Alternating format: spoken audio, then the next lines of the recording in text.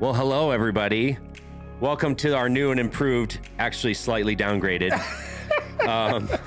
podcast situation. Wait, it's hey, not there's improved. music playing behind us right now. I can't even hear the music. So I know, he doesn't have headphones on, so I'm like jamming out.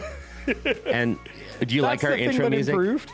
That's the thing. Okay, that's the thing that Hey, improved. and it's for the people who hear things, not just the people who see things. Yeah. But if you do see things, we are in a new studio space, which you can actually see if you are watching eventually on YouTube, because we're not live streaming right now because there's no internet here yet in this space. Another way that it may not be improved today, at least. It's a significant downgrade. But if you're seeing the space, you see more cables and all these sorts of things. These are things that I tidy up later. And if I were to spin the camera around, it's a dark room with just cables and trash everywhere. I mean, it's a mess. It's a actually complete a mess. horrible environment to be in. And yet, we're going to make it. We've got a sink made for children. Yeah, it's like 2 feet off the ground. Yeah, but we are rebranding. We are. So tell us, Alex, after much debate. So wait, backstory. Why are we rebranding? Like, what was the problem? Got sick of having to make tea every week before we start. No, it wasn't the reason. We'll probably still make tea because we both like tea. In actual fact, I think the significant thing was we called it Guys Drinking Tea. And then some of our favorite guests were women. Didn't have just guys.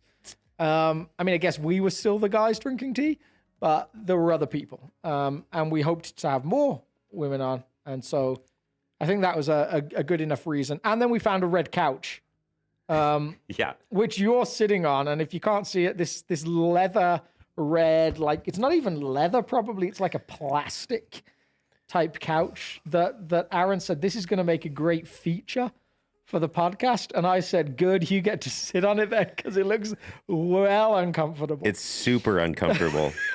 You watch like 5 episodes in, we'll have 2 chairs and it will just be sat in the background. I'm just going to be kicked back, laying backwards, basically.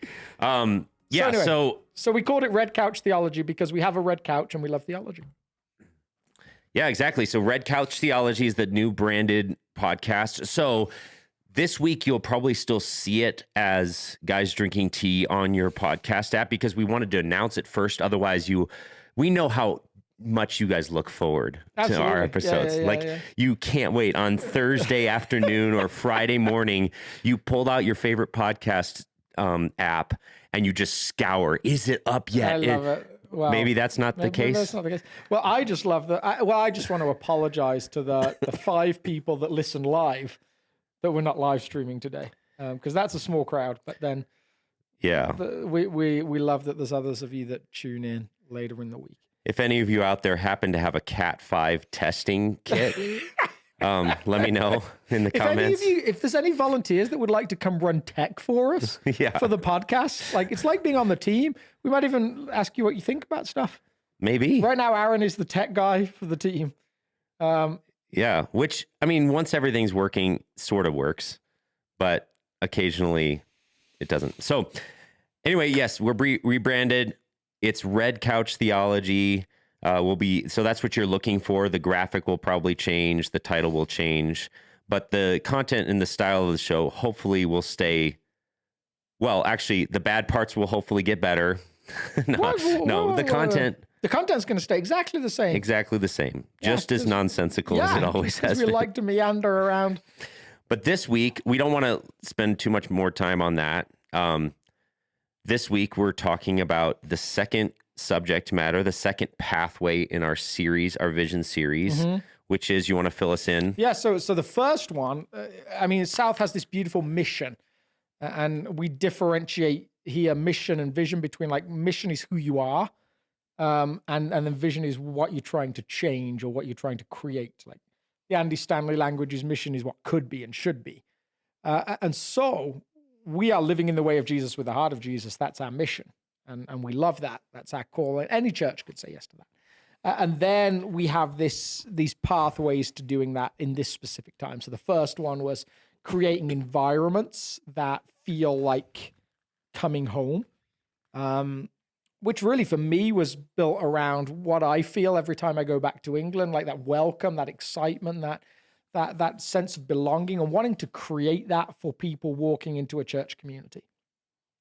the prodigal son feel, I guess, is that like experience for those of you that are Bible people.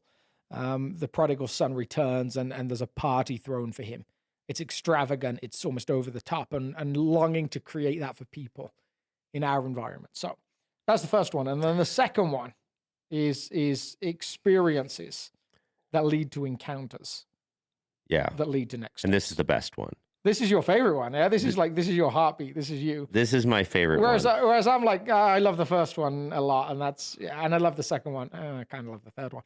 I definitely love the third one. So it's tough. Of course you love them. You came up with some of them. I mean, like we wordsmithed it into the point where you were like, yeah, that's fine. Yeah, absolutely. The concepts, but were the concepts were for me, and I think for the community. What I'm not saying is that I don't like the rest of our vision. Yeah, okay, that's fine. Good. I'm not on board with the rest. But this one is really Aaron's important. Intentionally trying to create environments that are awful.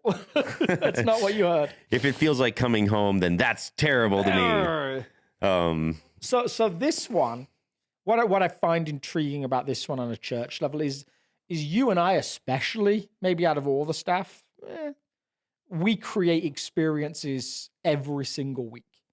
Like every single week we come together and we say, what's the liturgy piece? What's the songs that we'll sing? What's the text that we'll work around? Like how will we gather as a community around these elements and seek to use them to help people live in the way of Jesus with the heart of Jesus?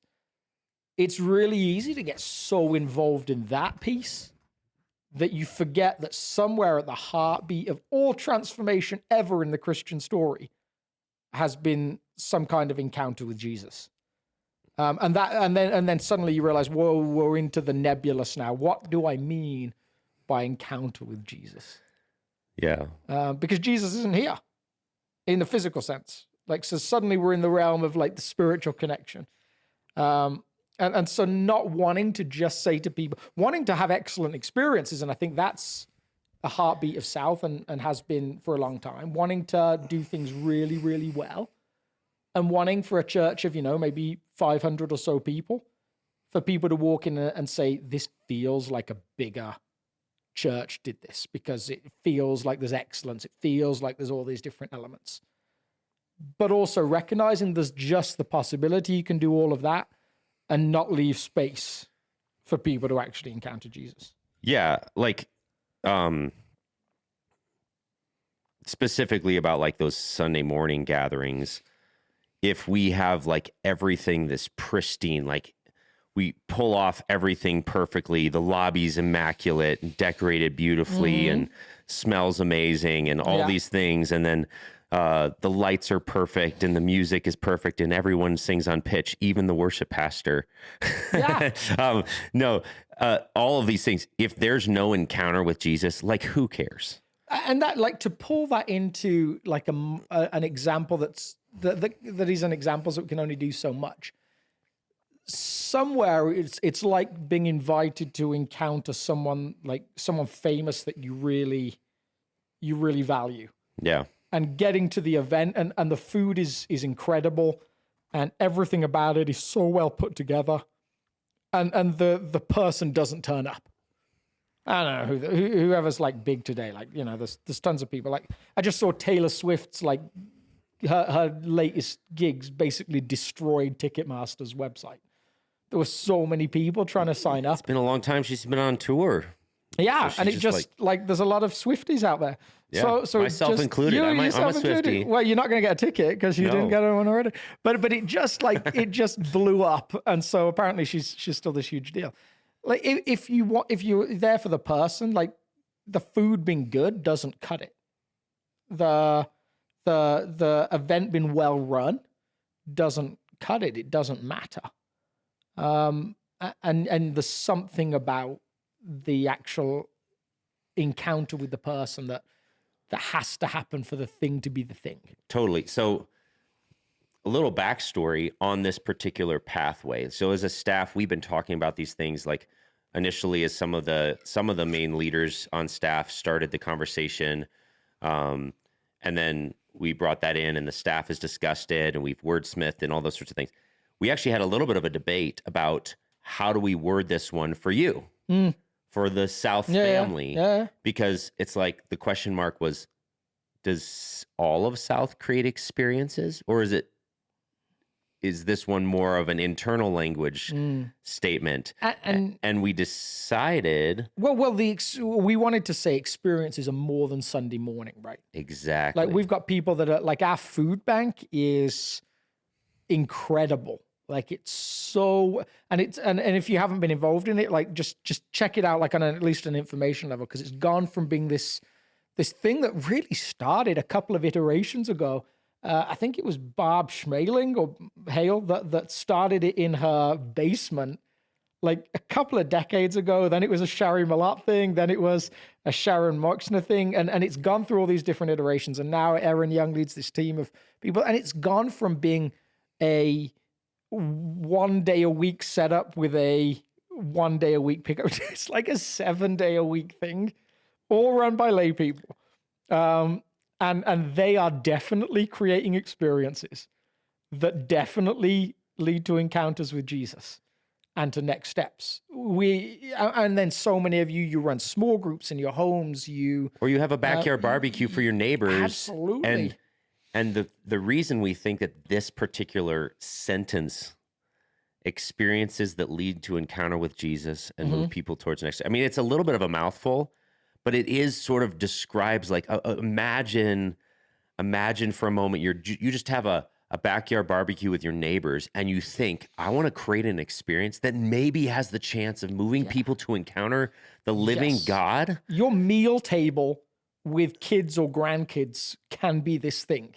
Like that's how broad it is. Like you can create space in a well-planned meal to pause and invite Jesus into the table. Thursday night family dinner. Yeah. I want to create an experience that leads to encounter with the living God. Yeah. And moves and not people. Just specifically Thursday. Like, I mean, like if Thursday's your family dinner night, then great, but it could be any night. Yeah, exactly. Yeah, but my point is it can be that specific and so that's why we're like, as we evaluated a little bit more, we're like, no, this is actually everything we want to be as a church family. I've seen this work, and we'll get to like why it seems to be the heartbeat of the New Testament. I've seen this work with bedtime routines with my kids. Like I love doing bedtime Your bedtime stories. routine with your family makes me like, it puts me to shame. I don't think that's true, but I love hearing about it. It's been great. A monster. It always has been. Like it's like it can be as long as it wants to be, as far as I'm concerned.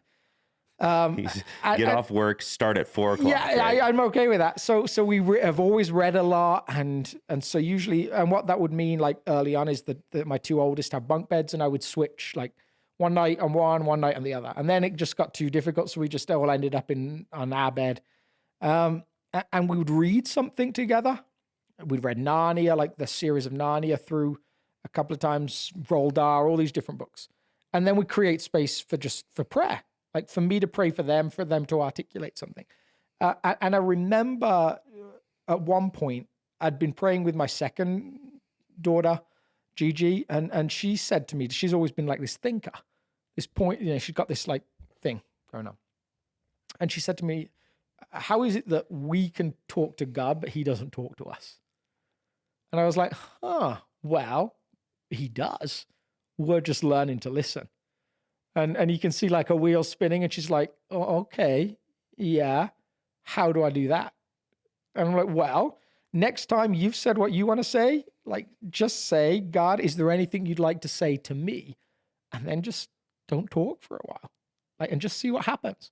And you might have to do it a few times, but eventually like that's something for you. So she's like, okay, I can do that. Like it's an experience that suddenly creates space for an encounter with Jesus together, and then to maybe a next step. And what I love about that story, one is I need to read to my kids more, but you just got a new one to start with. Like, I get another shot. You got like, you can like my poor oldest daughter, you're like the experiment child. And then, I was just figuring it out. Yeah. But it's not just an experience you're describing. This is actually, you've created a whole culture of experiences. Yeah. There's a pattern in your family where you're doing this system and you're praying, and it took probably however long you're praying, evening prayers, and then suddenly something clicks in her mind that says, wait a minute, what we're doing here actually has cosmic implications. And I want to understand what's going on. And what's amazing is there's this one neighbor that comes over and stays regularly. And the other night I was listening to Laura was doing bedtime with them, and she says to the neighbor kid, do you want to pray? And when she did, she prayed exactly like my kids. So like incredibly in this like weird little routine, my kids are discipling other kids on how to pray, which is just so fun to see happen.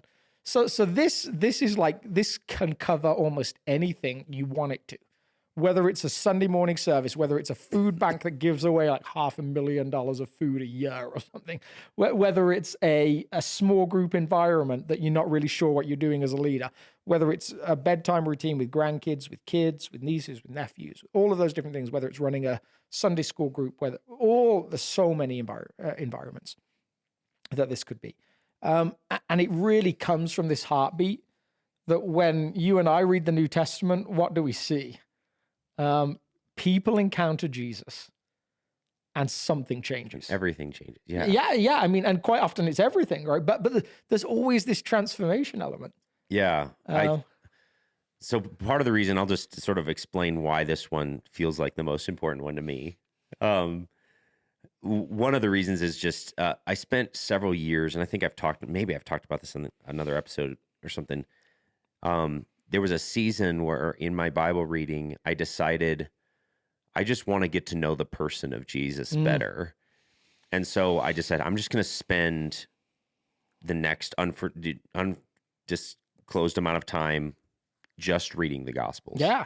Matthew, Mark, Luke, and John over and over and over and over again. I wanted to, I don't know if you've ever, like when you know someone really well, you can see them walking like 100 yards away and you can't really recognize them, but you can tell by the way that they walk, their gait, who that is. Yeah. I was like, that's what I wanted. Yeah.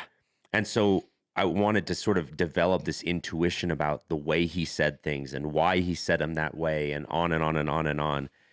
That was probably one of the most fruitful, life-giving practices. It was probably about 4 or 5 years. I love that. Where I just spent in the Gospels. I'm trying to not just lose myself in trying to picture Jesus physically walk right now. Yeah. Like he probably didn't have good arch support from those sandals. So like his gait may have been a little off, but yeah, that's right. But the idea of like, this is who he is. This is walking in his way. And I think the thing that I left that increasingly as I did this practice of reading the Gospels is over and over and over again. He said the right thing at the right time with the right tone of voice every time. Oh yeah. He just had this ability to see people and either press them beyond where they were, challenge them in a kind of scary way, or speak tenderness to them that they've never experienced in their entire lives. That's so, I mean, and I don't know, that process just made me overwhelmingly impressed with the person of Jesus. And so this Sunday, for those of you that are Southie people, you'll know, but like we took Mark chapter 5, and there's these 3 different characters that need something from Jesus, that experience or encounter him in some way. And trying to deduce what we can learn from that, because they all have a need. Some of it's urgent, some of them are urgent, some of them are long-standing. Jesus doesn't seem to pay a lot of attention to who thinks what's urgent, who thinks what's long. Like he does what he feels called to do in whatever moment. All of them encounter him in some incredible way, even though some of them are unclean by birth in Jewish terms. Some of them have become unclean. Some of them are clean, or at least think they are. And Jesus really just seems to discard the who is entitled to encounter God question that Jewish people had a decent framework for a long time. Like the general framework. These people are in, these people are out. These are the people that are in, these are the people that are out. He seems to just lose all of that. And yet there is still a timing issue that people sometimes have to wait for a while. Sometimes people experience him out of nowhere. Like it's like a blinding flash sometimes. Yeah, so just fly through some of these stories, like as an example. So like there's you have one the guy first- that we're told has a bunch of demons or evil spirits living within him. It's like for modern day sensibilities, there can be a tension of what does that mean? And there's even some biblical writers or some theologians that will just say, well, it's epilepsy or it's something like that. And yet the biblical writers, for the most part, have this framework. Having lived in Africa, I have a different opinion on that. And we both have that experience, right? Yeah. Like we've seen that spiritual element that the West has tried to discard. Yeah. So very comfortably, the biblical author here is like, no, these are demons, and they even address Jesus, and there's even a conversation. And I would suggest if you can be comfortable with Jesus being who he said he is, it's pretty easy to be comfortable with the idea there's evil spirits and good spirits and all of those different things. Like it's actually not as challenging an issue as you think. Challenge 1, believe that a guy rose again from the dead. Exactly. Yeah, If you got that, then let's go. Yeah. Everything else is up for grabs. It's the gateway drug to the supernatural resurrection. So that's the first story, and Jesus comes into that situation. And so fascinatingly for him, he encounters Jesus when he is not in his right mind, maybe doesn't even know who he is. And then it talks about him now sitting in his right mind at the feet of Jesus, and all is well. And then there's another second character who is a woman with an issue of blood, like she's bleeding consistently and for 12 years. And for Jewish people, that's there's an uncleanness to that. And so she's really an outcast in society. And then finally, a guy who needs his daughter to be healed because she's kind of at death's door. And actually, she dies while Jesus is caring for this woman who's had the same problem for 12 years, who theoretically he could have healed at any point over the last... during his ministry or whenever. And then he tells Jairus, no, it's going to be fine. And I actually left out the wonderful part where she comes back to life. I just left it at the point of Jesus says to Jairus, even in this, only believe. You got to wait. You got to wait, and waiting sometimes is difficult and challenging. Yeah, and he raises her from the dead, miraculously. Yeah, and so each one of these encounters are both powerful and transformative and infuriating in different ways, and that's and sort unfair in some ways. Yeah, because it doesn't even tap into you see, and you wrestle with this all through the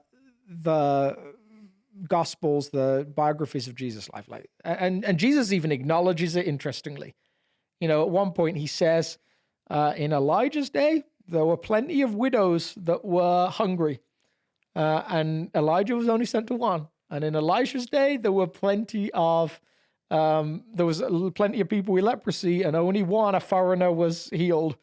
And so you think about every person with a demon. How many were there? Jesus, we're told this one story. How many women had issues of blood? How many were healed? How many? There's always other people. And so you're always aware that as many as Jesus heals, there's others that aren't healed.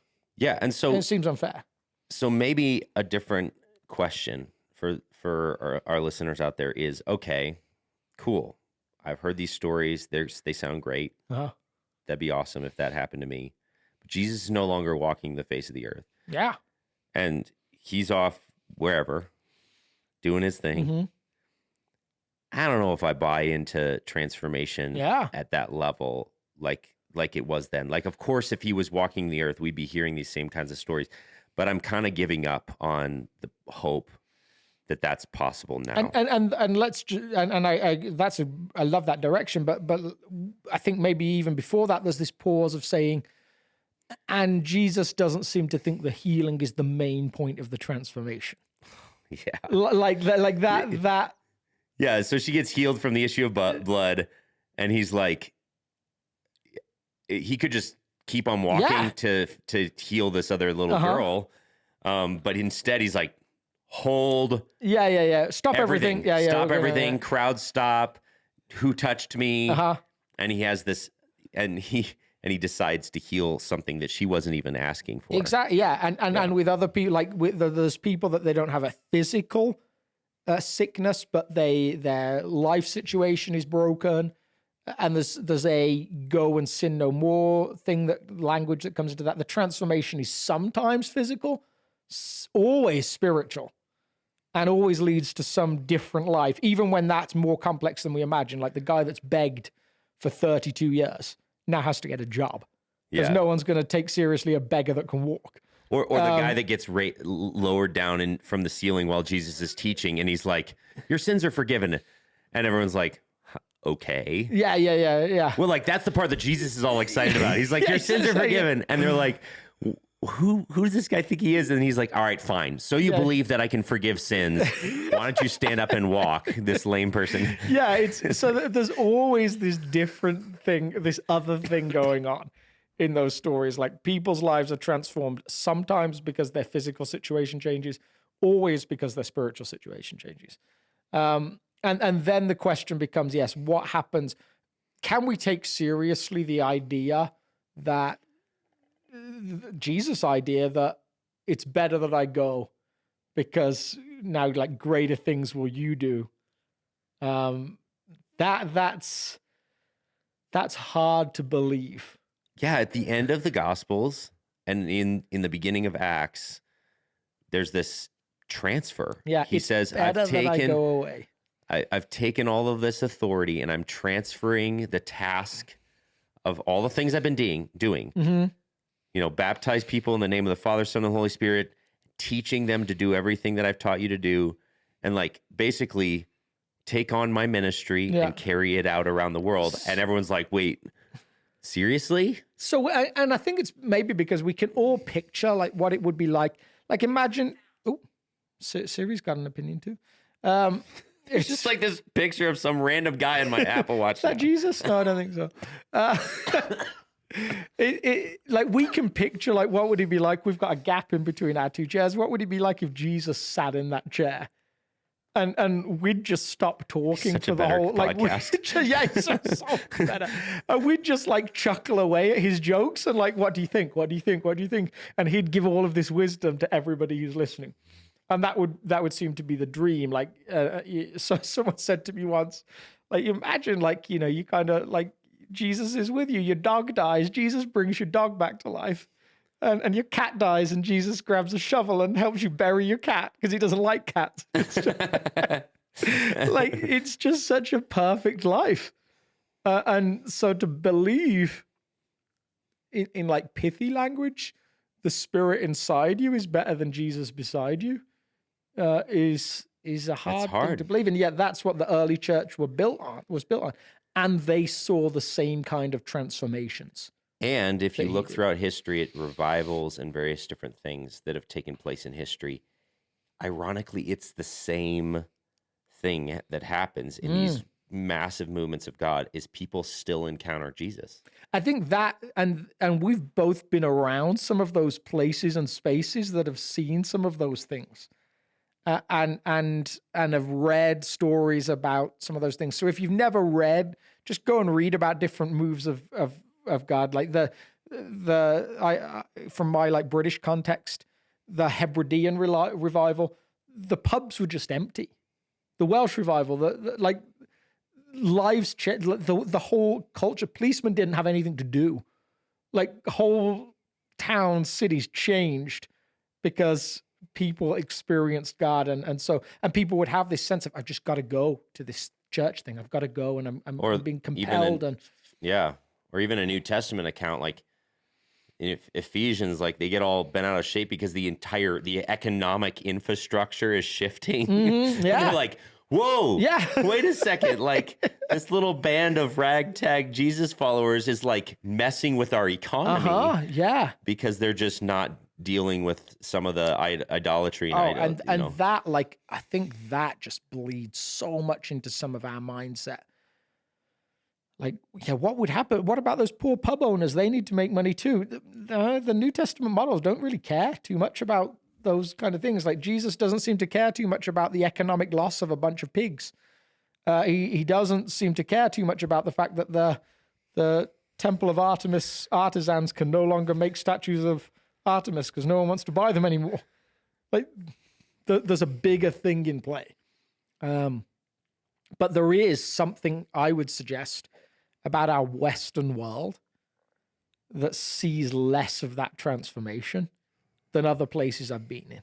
Yeah. And all I can put it down to, the only commonality that I can see is need and desire. Like, there's less need. So many environments I've been in, like I remember the first time I was in the Philippines as a 19-year-old. If you were sick in the middle of, like, in this tiny village on an island in the Philippines, there wasn't really anywhere to go. Like, I mean, you were just there. Like, I mean, like, you'd have to get a boat off your little island onto one of the bigger islands, and then this was the bigger island that had none of that stuff either. So you'd have to get a ferry for 10 hours from that bigger island to one of the main islands and possibly a plane to Manila. And so what did you do? Like, your need was expressed through, well, you had two options, actually. You either went to a witch doctor or you went to Jesus. And so that conflict and a spiritual realm that we talked about in that Mark chapter, that was there present all the time. Yeah. And in the other category, this desire, I think one of the challenges that we have here in the West, and it affects me, I'm assuming it affects you, I'm assuming it affects a lot of us, is the Western world, because of monetary stability and various different things, and there's actually the list of options to have to live the quote unquote good life. The list of options is pretty big. You could try the whole career path, being significant in the career, like rising the ranks.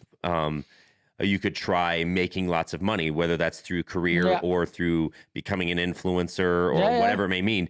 And maybe that's the way to set it. Oh, wait. Or maybe I could try the whole physical fitness. Maybe if I looked amazing, that would be the satisfaction. Or maybe I could try meditation and that would be the satisfaction. Or maybe I could try this religion or that religion or this pathway. Oh, no, it's family. Yeah. I'm just going to pour into just family and like hunker down and like try and isolate and like protect my family. And so the list of options to check off and say, I've tried this one. And did that produce happiness? Did that produce the good life? Did that produce...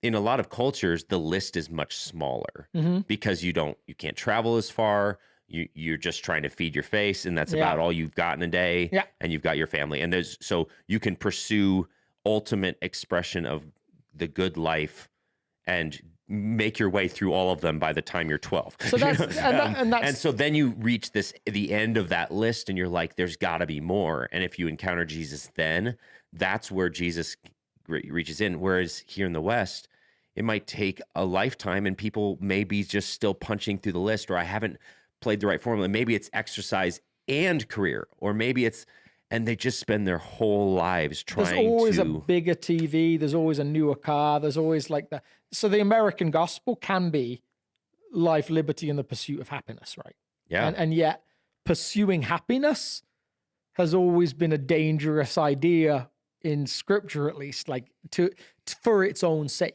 And that effect, like even for me, I would say I consciously made a choice or followed a call to ministry over a career track. And yet it's still really easy, like in the season where we felt like God was moving us to something else.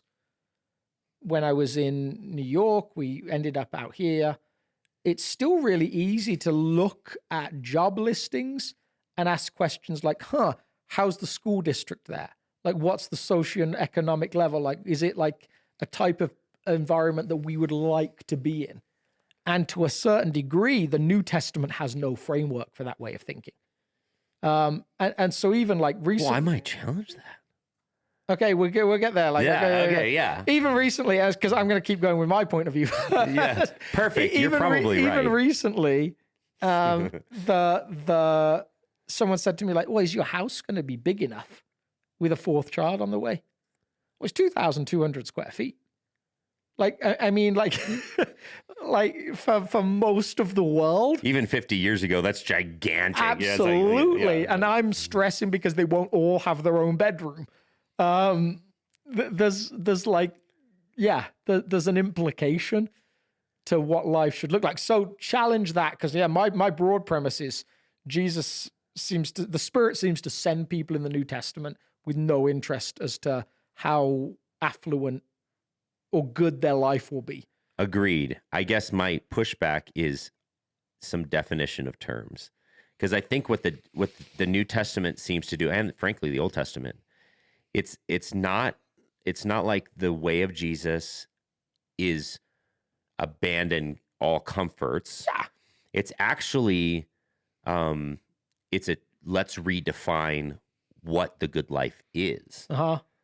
And so, like, for example, in Hebrews, it says, it's impossible to please God unless you believe that he exists and that he is the rewarder of those who diligently seek him. So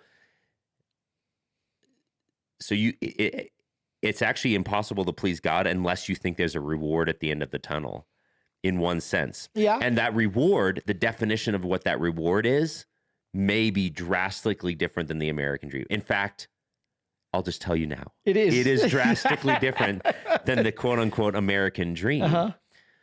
So it's actually the same, the driving engine, which is why we've talked about this in the show before. Like, the problem is not that we desire too much, it's that we desire too little. Nah. That we settle for all these earthly attempts at the good life. Meanwhile, what God offers us is this deeply satisfied soul that's living into the design that God has given it, that's so palpable that it's actually so good that someone will go all the way to the point of death to maintain. Absolutely. So I think I said like one of my love languages is finding new authors that I love. That's not on the list of 5 love languages. It's in mine. It is my significant one. Alex is going to write another book. 6th love language. The missing love language, finding authors that you jive with. And so my new favorite guy is this Swiss guy called Hans Urs von Balthasar. Just because you like to say it. Maybe it is. It's actually hard to say. I keep forgetting his name. But he just, like, for whatever reason, just resonates with me. And in this book, he talks about how finding this pathway and an encounter with the living God, it doesn't remove the joys of this life. It enriches and ennobles them, which was fascinating to me. Like, just, yes, I'm like, okay, that makes sense to me. Paul in the New Testament, this first century writer, he expresses it this way. He says, I know what it is to have little, and I know what it is to have lots. And it seems like he's I've learned to value, like, to, I've learned to be content. Yeah, in both. absolutely. Yeah.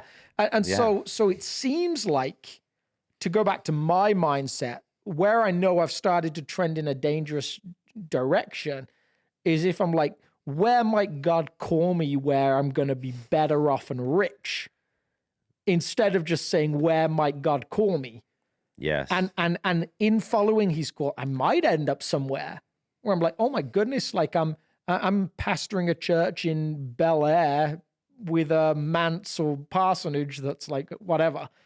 And I also might end up in a backwater rural district where I had a friend who was a pastor in this rural church in Indiana. And she talked about how, like, when it came to Christmas bonus time, a local farmer would cut up a pig and it would sit on a doorstep. Like, that was Christmas bonus. There was that. It was just very rural, very just, we eke out a living. And that was their way of giving.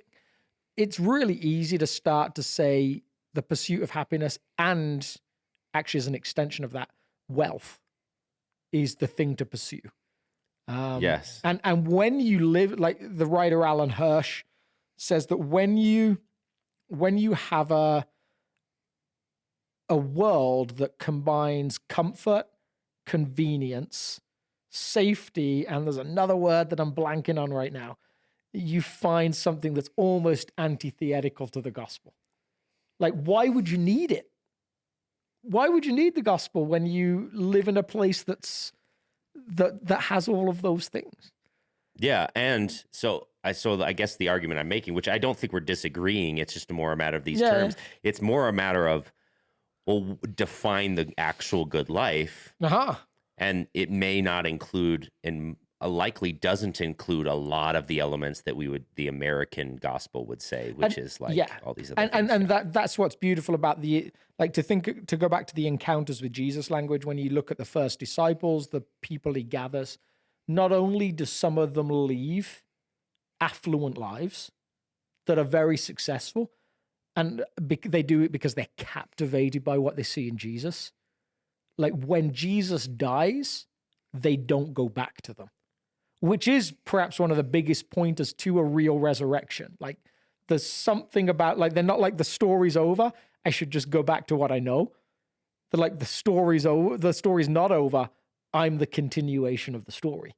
Yeah. And so Matthew, the rich tax collector, doesn't go back to collecting taxes because he's like, this thing kind of blew up in my face.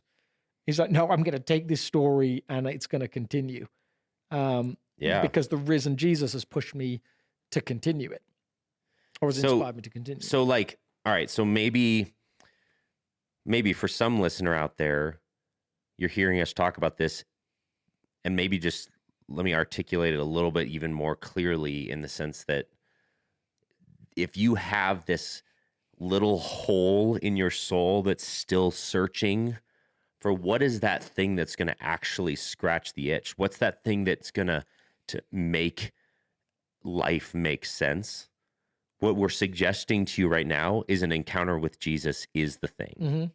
And so if you've yet to experience that, we're telling you right now that we believe here at South Fellowship Church, encountering Jesus is the thing that your soul was made for, and then continually encountering him.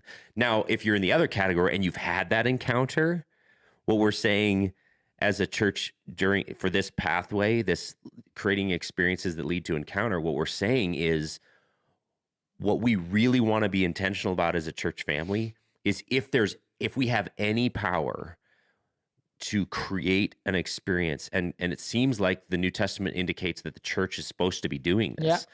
Yeah. So we do have some access to, like, create a conversation, to create a space, to create a liturgy, to have a conversation, to see someone in need, whatever it may be, whatever the experience is.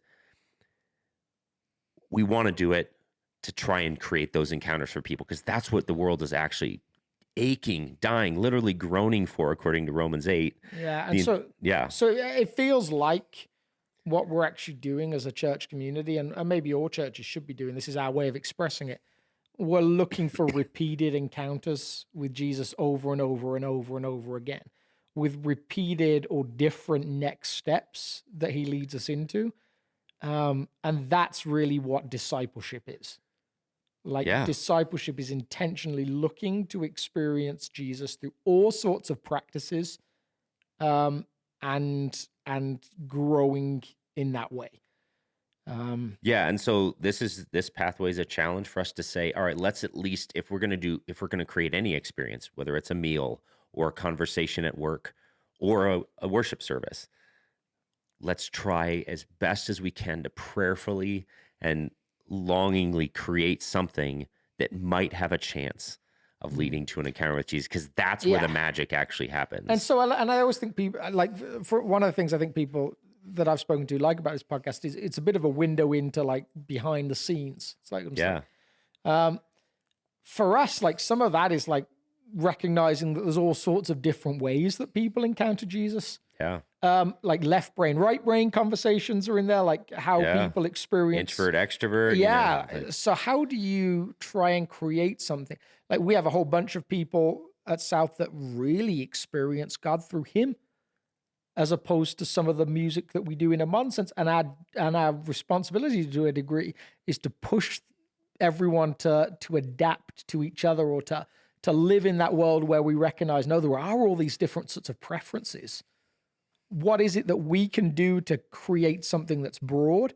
But what is it that every single one of us can do, which says, not only is my goal this gathering to experience or encounter Jesus, but also my role is to help others do the same, to be cheering for them and longing for them. And that's easier, or maybe becomes more of your focal point as a pastor. I'm not sure it was always my focal point when I wasn't doing this role as a pastor, but I think it should have been. I wish it had been. I wish I could have attended community saying my goal is for others to encounter Jesus. Yeah, so I'm going to say something that I've just been thinking about a lot lately. If you're just someone who attends South Fellowship Church, you may not realize this, but you actually, the Sunday morning gathering, its potential for human transformation in the way of Jesus is minuscule compared to your relationship with your family. Yeah. Or your relationship at work. Mm-hmm. Like we might be able to move the needle a little bit in this kingdom transformation thing on a Sunday morning, but it's actually every member of South living out the way of Jesus in their workplaces, in their families, in their relationships. That has the potential energy to be categorically transformative for other people. So. And I don't know that this is true for every teaching, but I had a pastor that I worked with years ago. He used to say repeatedly to the congregation, this idea becomes life-changing, not when I preach it well on a Sunday, but when you live it on a Monday. Yes. And by extension, I guess him as well. Same with me. Like I spend a lot of my time preparing for Sunday. Sometimes I kind of wish it would move the needle more. Yeah. But the reality is when I go home at night and I have a family prayer time or a meal and I have a significant conversation with my daughter, that's actually probably has more potential for my daughter than if she showed up on Sunday when I led worship. Absolutely. Yeah. And so that's what we're challenging people to do. And as we nudge into next week, that is an intriguing conversation. Like this week we'll sort of move to look at what would it be to be a church or a community that a city and world would miss if it were gone. Like the question around that is, would anyone notice? Would anyone actually care? And there are elements of South as a whole that people would notice and would care. Yeah. But increasingly there can be more. Now that's both, to me, fascinatingly, both an individual question and a corporate question. Totally. And these couple of pastors in a book were talking about how they went to the mayor of Denver and said, what social programs do you need? And people threw all sorts of ideas out. But when the mayor finally spoke up, he said, well, actually, what we need is to create such a feel of community that when a person has a need, their neighbors actually are interested and help take care of it. Because there's nothing that we can do on social program levels that can compete with that kind of care. And the one pastor, he said, before I really thought about what I'm saying, I kind of said in this embarrassed way, like, am I the only one that's really embarrassed by what he just said? Like, he just asked us to be disciples of Jesus. He just asked us to love our neighbors. And for some of us, that feels really hard. But I think it's incredible how much these two things are connected. In actual fact, all these three things, these three pathways are connected to each other. Totally. They're intertwined. And that's, again, to continue my case for this one being my favorite is, I think that if we get this right, then the other ones just become so much more of a natural byproduct. Like if you're consistently pursuing God and trying to encounter the living God in your own personal life, that's gonna cause you to just be this hospitable person that creates environments that feel like coming home. And his challenge to you and the next steps that he challenges you to make individually is going to cause you to become a person that would be missed if you weren't there. And so these other two categories start to become this outflow of these consistent encounters with Jesus. Now, on the flip side of that, some of those environments are the cause for the initial encounter with Jesus for someone. And so that's to say that they are all necessary. Yes. And that's part of the reason why it's such a heartbeat for you, these other elements is you want someone to have that first encounter. There's a good argument that you lose people or win people before they even walk through the door. Totally. There's all sorts of questions there. And I think for the beautiful thing, probably healthy thing for you and I, is in pastoring a church, how humbling some of this is. Because in actual fact, it goes back to the idea that a church is only as healthy as the people that sit in the community, of which we are two of them, but we get to do this other role. And yet, like, the life-changingness of South is dependent on everyone, not just whether you or I come up with a good experience for Sunday morning, or the food bank team come up with a good experience for Saturday morning, or like, it's so broad. Like, it requires a whole bunch of people looking for encounters with Jesus and taking next steps together and alone. So good. Yeah. So I have a confession. Yeah. This whole time, now I have a little bit closer access to our little technology device here that's recording our audio. Yeah. And before the episode, I installed some fun little sounds, and I've just been dying to push them. Do you mind if I push some of our fun? I do, especially now, because my first thought was you were about to say it didn't record. No. We did record, but now you have to hear some of our fun sounds. And don't ask me why. So we got cheers. You're hearing it. Audience. Yay! Good job, Alex. You said something awesome. So there's that. And then we have a chipmunk laugh. Like, your laugh is more chipmunk-like than mine. Yeah. And then we have the wah, wah, wah. Hopefully we never need that button. Yeah. Anyway. Yeah. How's that relate to our episode? Not at all. I just had these buttons here that I've never pushed these buttons in all these episodes we've had, and now I push them, and they probably will never get pushed again. Yeah. I almost hope they don't. Yeah. Especially the womp womp one. Well, thanks for tuning in. You know what would help us during this transition for the podcast is, one, if it shows up as a different title, that you don't ignore it, and just continue to listen. But if you could review the podcast on your favorite podcast service, that just helps the word get out. Ask questions on YouTube or wherever, or like, subscribe, comment, all those sorts of things. For better or for worse, this is a particular medium that requires those kinds of things in order to be heard and discovered. And thank you also for all the encouragement lately. Yeah. We've been hearing more and more of you are starting to listen to this thing. We don't know why. You're a little crazy. Someone told me the other day that it's their favorite thing about South, that Sunday mornings are okay, but the podcast is like the real life for them. Yeah, I think we talked a little bit about that last week in the episodes. But we're glad that it's serving you. And yeah, so if it is, then spread the word. And we hope that it helps sort of flesh out your South life. And if you're I heard at the conference that Jake put on here, some guy who is not connected to South at all. He found it because of a Jake video on Churchfront's site, and then found South, and then found our podcast, and suddenly he started listening to our podcast. I'm like, wow, this is weird. This is strange for... We've got a long way to go to catch up with Jake, but... Yeah, indeed. Indeed. But thanks for tuning in, and sorry that it wasn't live streamed. It'll be uploaded later. Love you guys. All right. See you next week. Bye.